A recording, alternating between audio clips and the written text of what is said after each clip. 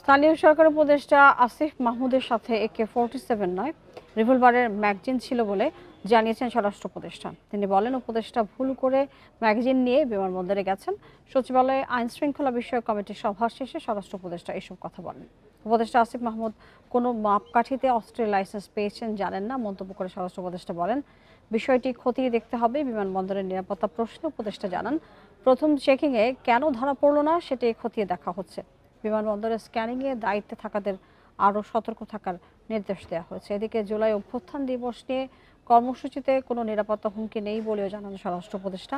কুমিল্লা এবং পটুয়াখালীতে নারী নির্যাতনের ঘটনায় পুলিশ দ্রুত ব্যবস্থা নিয়ে দোষীদের গ্রেপ্তার করেছে বলেও জানান উপদেষ্টা।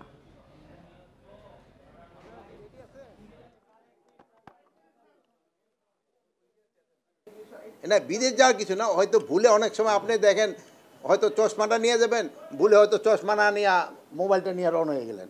এরকম এই ভুল, এটা একটা মানে জাস্ট একটা ভুল।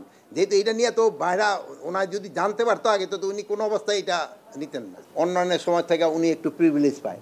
এই প্রিভিলেজটা যেন কারো ক্ষেত্রে না হয়, সবার ক্ষেত্রে যেন আইনটা একইভাবে প্রয়োগ করে, এই জন্য বলা হয়েছে।